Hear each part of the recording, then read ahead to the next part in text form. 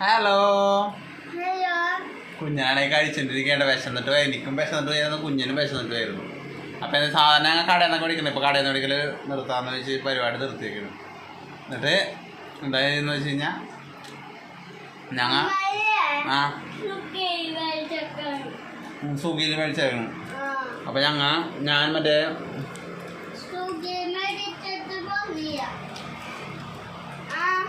സ്വിഗ്ഗിയിൽ മേടിച്ചിട്ട് വന്നില്ല. അപ്പം ഞാൻ ഗോതമ്പ് കുഴച്ചിട്ട് ഇതിൽ പഞ്ചസാര ഇട്ടിട്ട് ചപ്പാത്തി ഉണ്ടാക്കിയാണ്ടാ. സംഭവം കൊള്ളാട്ടാ, നല്ല ടേസ്റ്റ് ഉണ്ട്. അതുപോലെയാണ് പിന്നെ അത്യാവശ്യം മൊരിച്ചെടുക്കുമ്പോൾ നല്ല ടേസ്റ്റ് ആയിട്ടുണ്ട് സംഭവം.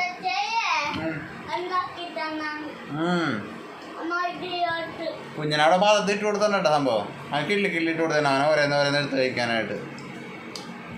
അപ്പോൾ അവന് മര്യാദക്ക് എടുത്ത് കഴിക്കും. കുറച്ച് കണ്ട് ചോറ് കഴിക്കണം.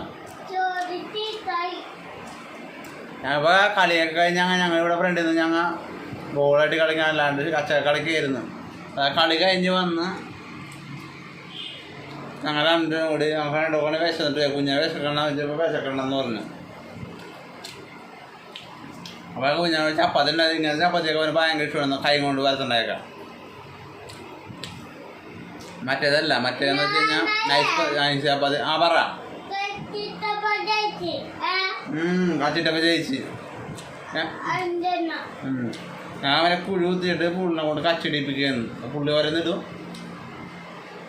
അതാണ് പറഞ്ഞ കേട്ടോ സംഭവം. ഞാൻ അങ്ങനെ തട്ടിക്കൊടുത്തെന്നാണ് പറയണത്. പക്ഷെ എന്നിട്ടാണെങ്കിൽ എന്ത് ചെയ്യണം എന്നുള്ളൊരു വിചാരം പോലെ നമുക്കില്ലല്ലോ. ഞാൻ നല്ല വിശപ്പാണ്ട. ഇപ്പം ചോറിനാൻ പറ്റൂല, 7 മണിയല്ലേ ആയിട്ടുള്ളൂ. അതിപ്പോൾ ചോറിനാൻ പറ്റില്ല.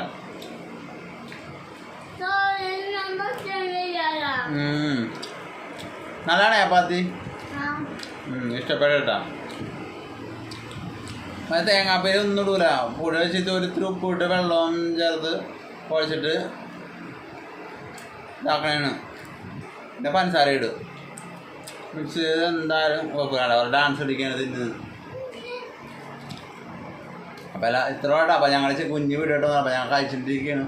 കുഞ്ഞ് വേറെ ഒന്നും പറയാനില്ല. അല്ല കുഞ്ഞൊന്നും പറയാനില്ല.